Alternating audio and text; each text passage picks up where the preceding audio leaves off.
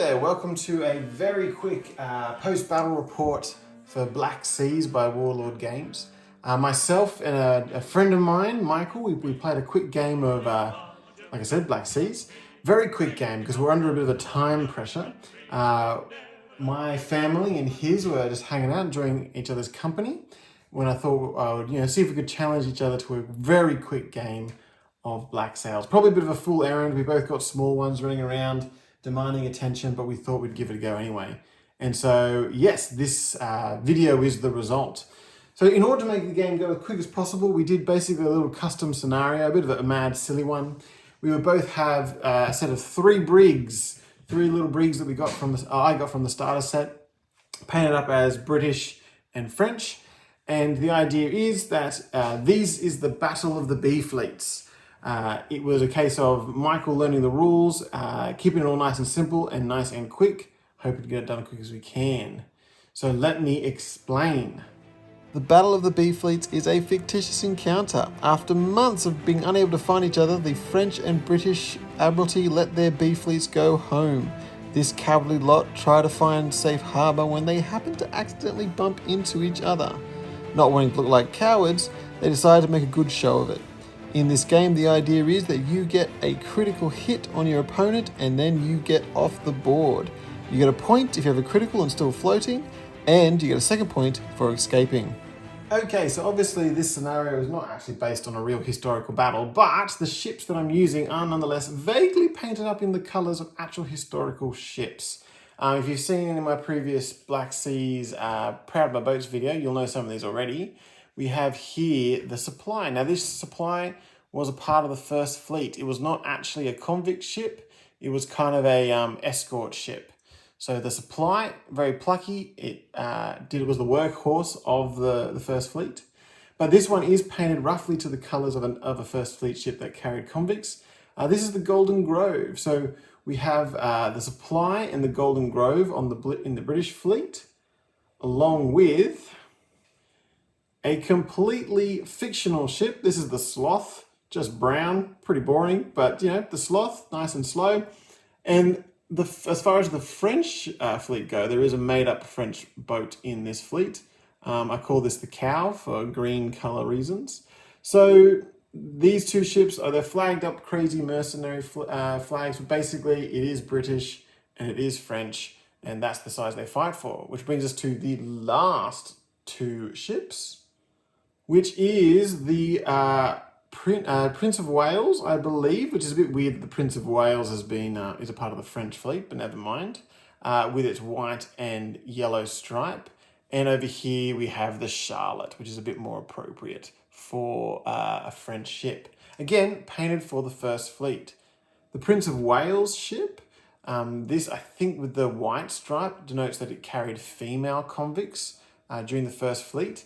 And then clearly as a bit of a sign of danger, stay away, the Charlotte was painted with red for the male convicts, which is quite interesting. So it means that ultimately my little brigs and ships and stuff, they definitely don't represent anything that might have fought at Trafalgar or whatever. But I just thought a little bit of Australian history dashed onto the side as inspiration for some interesting colours. But anyway, they're the ships. Now, let's get to the match. The game started with the British and myself to the west and Michael with the French to the east. The British forces headed north with the idea of getting the wind behind them. Meanwhile, the Supply would dive straight at the French lines to draw them in and then allow the Charlotte and the Golden Grove to pounce from the north, unleashing their heavy fire. Meanwhile, the French's inexperience showed just a little bit, with his ships getting a little disorganized. The Cow heading to the north, the Charlotte to the south, and the Prince Charles, well, who knows where that ship is going.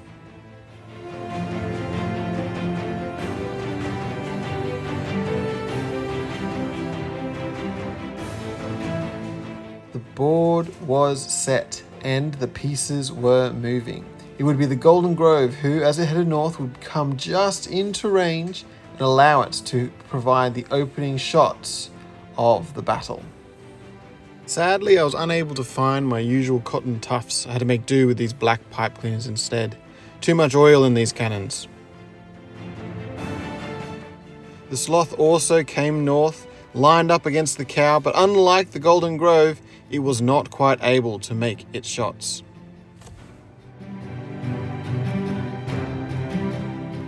But now it was the French's turn.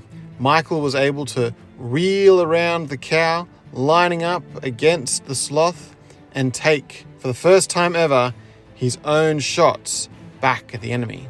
And how did it go? Oh no! Holy moly! What am I paying these people for? Well, you are the French. They're not famed for their gunnery. Is that what? Is it, I got the loaded die for that? You got the special French dice. Yeah. Okay. The young bloods then tried to make good again, this time from the Charlotte, getting another opportunity to try and deal a death blow to the mighty Empire. But sadly, it too did not go quite as well as planned. 2 8. Oh, 2 8. This then led the Charlotte to being vulnerable to the supply. The supply was able to reel around within 3 inches, unfortunately not quite crossing the T to deal maximum damage, but it was definitely enough for it to cause some serious pain to the French. Of course, the Charles could not let that slide, so it came in nice and close to the supply, angled to fire straight down the bow of the ship, and then of course unleash its now typical fury. Here we go. I got a 0. Oh, that's a 10, isn't it? 10 and an 8. Your You're shooting kidding. has been shocking. These French. Oh my goodness. French. Okay, so then By the end of round 3, battle had well and truly been joined. The British were able to inflict quite a bit of damage, however, no criticals scored yet. Meanwhile, the French were floundering. Not a single shot was able to land on the British fleet. But things were soon to change. don't sink my ship. Yeah! Got my I got a critical! Uh-oh. Okay. The second half of this battle just got worse for the French, with the Sloth scoring the first critical hit, and of course, not being far from the table edge, it was making a beeline out of there. The crippled cow limped south, but as it did so, a new prospect presented itself. Away from you guys. You're all coming around the old mate here. He's like, ah. Well, he's kind of by himself, so it's just a shame we're He playing is a game where isolated. it's about getting the crits and not actually sinking you, I suppose. Well, again, if you can get a crit on him, and then you can try and Sink him. Yeah. sink him. The French were getting their druthers together, with the Charlotte acting as the hammer, and the Charles behaving like the anvil. And what a hammer! The Charlotte was able to line up right behind the supply, within 3 inches, and unleash its full fury. This can hurt a lot. Okay, here we Okay, go. well, you're going to roll one for me and I'll roll the other. So we're just going to roll the blue die. Oh, that was a hit, I suppose, isn't it? 6 and down. to 9. Oh, shoot, yeah. Okay. Got to get this one. Oh, That one's a 6, though. Utilising his child soldier, which I'm pretty sure is a war crime, Michael managed to get 6 damage off of 1 cannonball. The supply did the only wise thing, which was, of course, run away as quick as it could, but not before it would send a little fond farewell present to the Charles. There we go. Oh, 1 hit. Oh no, 2 hits, but no criticals. The British gunners were doing their job, but not their duty, inflicting lots of damage on the French, but still no further critical in order to get that elusive point. And so, with the winds of war changing, the Charles brought itself around, lining itself up only just with the supply. And it was Charles's turn to attempt to get the first French point for the game. Hey, Dave's going to roll and you roll one. 8 and 4. Suddenly, the winds did indeed shift, and the entire French and British fleet were sent into complete disarray, several ships even suffering some sail damage in the process. But the chaos meant little for the Sloth. It, with its critical point, was able to quickly evacuate the board and earn the British a second victory point. Nice. He's gone. 2 points. The pressure was on the French. So the cow lined up a shot that would skim past the Charlotte but make good on the supply. In fact, it would even be a rear shot. I think we discussed that maybe 3 points. Oh, you got a critical! Oh, woohoo! So there you go. And now it was the Charlotte's turn.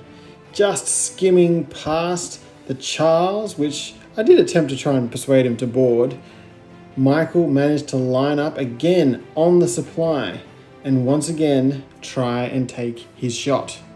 Done. 2 and down. Come on. Oh no! Oh my gosh! Okay, so with 2 critical hits on the British, if Michael could keep his ships afloat, he would draw the game, and if he could get them off the board, he would win. But it was at this point that the winds of change truly began to blow, and we were reminded by our wives it was time for our kids to be getting to bed. So at that point, we had to call it a draw. Michael with his 2 points afloat, and me with the sloth disappeared. It was a good game, Michael enjoyed it, and I swear, we're not an ad for Black Seas. Okay, so there you go. In the end, it was a draw. We had to call it quits earlier. Like I said, we higher duty called, shall we say. So we called it there. It was a draw as far as victory points go. Whilst I managed to get the sloth off the board, Michael did manage to get 2 critical hits on me right at the end. Just absolutely creaming the poor supply. Oh, poor supply. But yes, I think it was relatively successful. We kind of wanted to go a final round maybe to see if we could to break the deadlock, but in the end we decided we couldn't do that. We could have a look at the hit points, see how much damage we inflicted on each other. And if we do that, we see that Michael comes off slightly better. So we could say that he took home a strategic victory. But ultimately, yes, we just call it a draw. But yes, thank you so much for watching. I hope you enjoyed our little mini battle. And I hope that you will see us again in the future. Goodbye. Charge it again, boy, charge it again. Pardonnez-moi, je vous en prie. Long as there is any ink in thy pen, with never a penny of money.